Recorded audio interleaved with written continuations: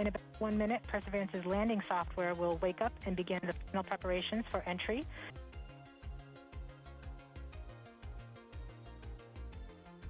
We have confirmation of entry interface. Perseverance is currently going 5.3 kilometers per second at an altitude of about 120 kilometers from the surface of Mars.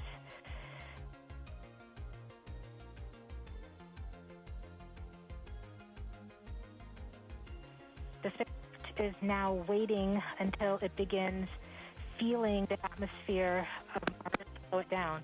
Once there is enough atmosphere, it will start controlling its path to the landing target. Doppler indicates entry into the atmosphere.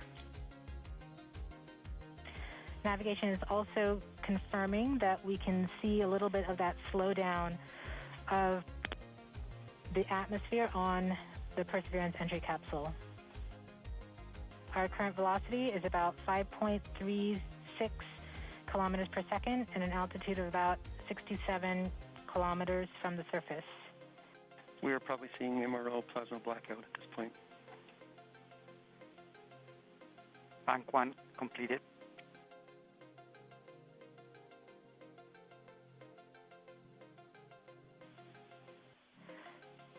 MRO has lost log. Doppler indicate reversal, bank reversal.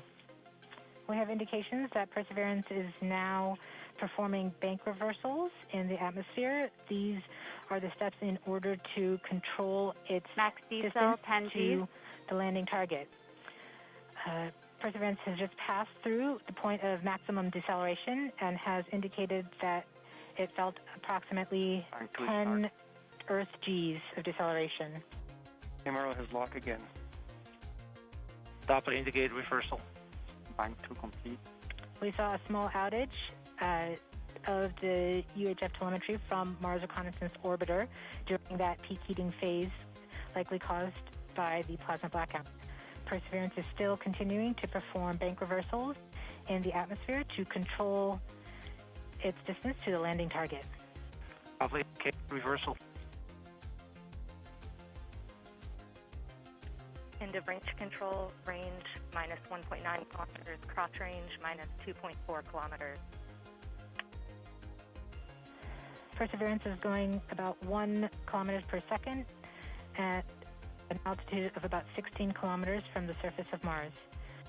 We have entered heading alignment, which means Perseverance is no longer trying to control the distance to Mars, to the target on Mars, but instead is flying straight to the target.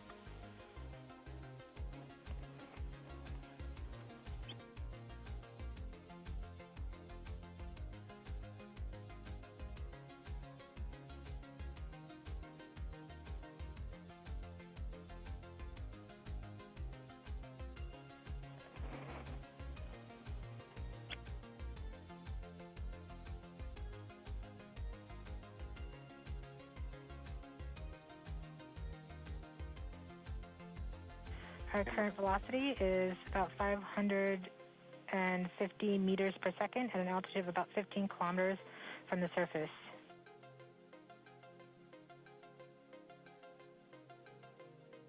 MRO is reporting good telemetry log.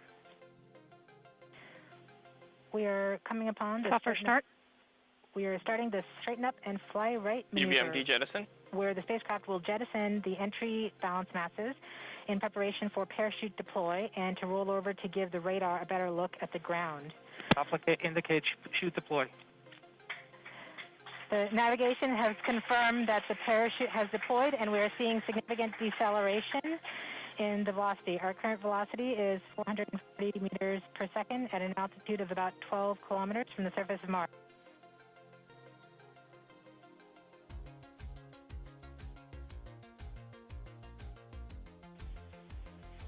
Heat shield set.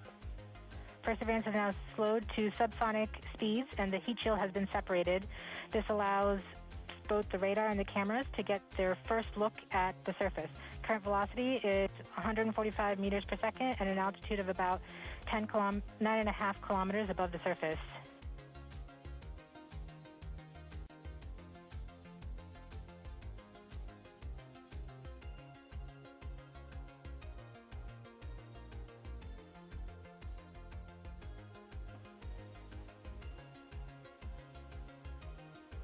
Nav filter converge. Velocity solution 3.3 meters per second.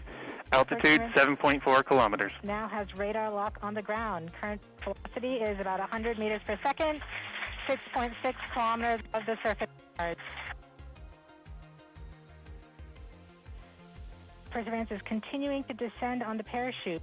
We are coming up on the initialization of terrain relative navigation and subsequently the priming of the landing engines. Our current velocity is about 90 meters per second at an altitude of 4.2 kilometers. LVS valid. We have confirmation that the lander vision system has produced a valid solution and part of terrain relative navigation. Priming. TBA is nominal. We have priming of the landing engines.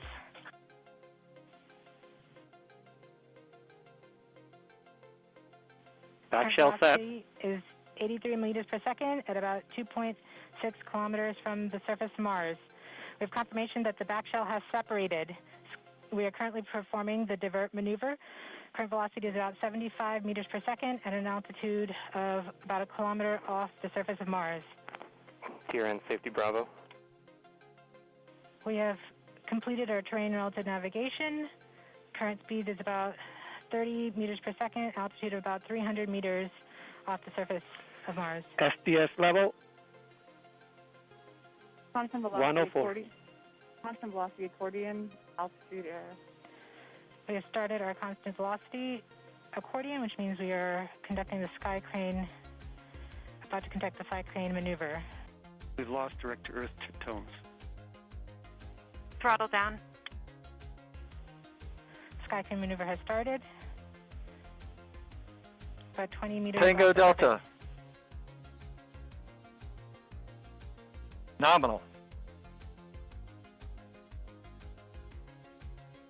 We're getting signals from MRO.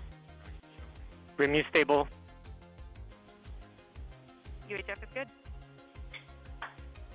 I can show you a little bit about what we know so far. Usually it takes us a couple days to figure out where we went, but with our side benefit of our terrain relative navigation system, we know pretty well where we went. If you bring up the first figure, you can see that we're off the center just a little bit to the southeast, about a kilometer, 1.7 kilometers or so to the southeast. It's a pretty good area, but terrain relative navigation was pretty important here. If you go to the next figure, and not just for telling us where we are, you can see that we landed in an area that's relatively rugged there, and I think Ken will be able to tell you about the science of what's there. But I was just worried about what would kill us on landing. So if you go to the next slide here, red is generally bad, and you can see that the system managed to find a nice blue spot in the midst of all that red, all that death that's out there for us. So we found a parking lot and hit it. So. The terrain relative navigation system was absolutely essential in getting us down here and helping us figure out where we are right away. We are in a nice flat spot. The vehicle is only tilted by about 1.2 degrees. So we did successfully find that parking lot and have a safe rover on the ground. And I couldn't be more proud of my team for doing that. And that's really all I got to say.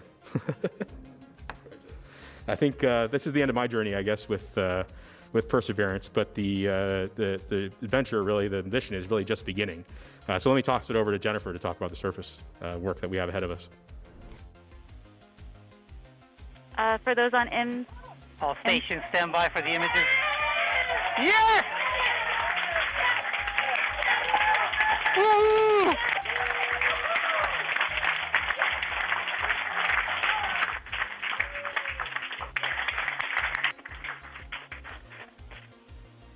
Flight, this is OL3. I have the target point on the map when you are ready. We are ready, OL3. Go for it.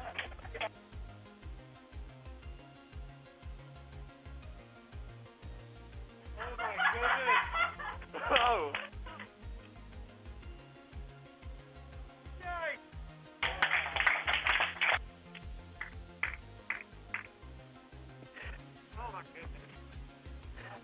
Flight, I'll be moving in, showing you the safe zone that we've landed in.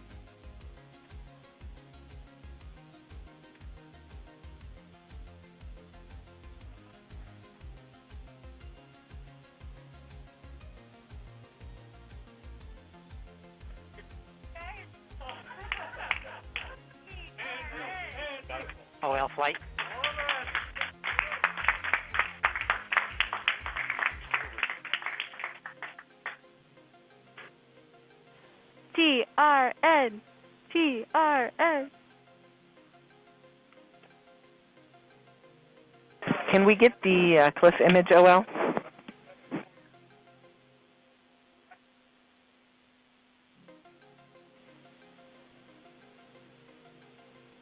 Activity, this is OL. Can you repeat that request on M20 EDLF?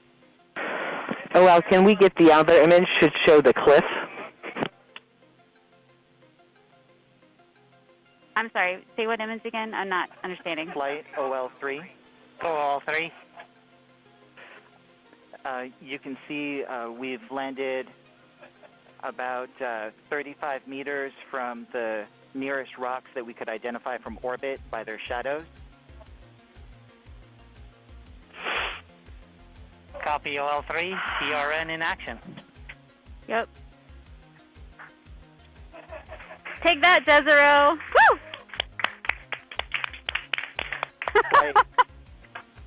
I remember this spot. It looks good.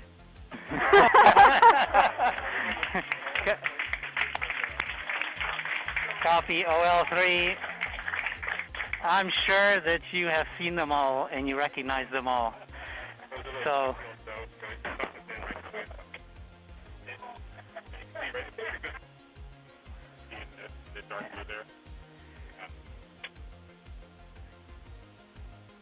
Flight Force Electra still in lock with the lander.